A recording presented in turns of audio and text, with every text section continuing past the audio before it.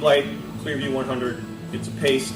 It has applications for putting it on the glass with a white scrub pad, perhaps bronze wool scrub pad in that instance.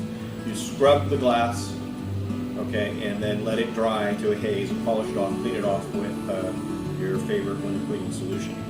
So it also has an application for a power polisher.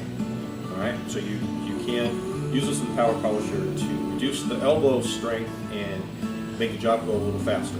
Nice thing about it is that it has a very clean SDSE, no acids in it, minimal personal protection required.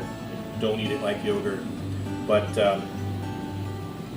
set up for medium to light HardWater stains.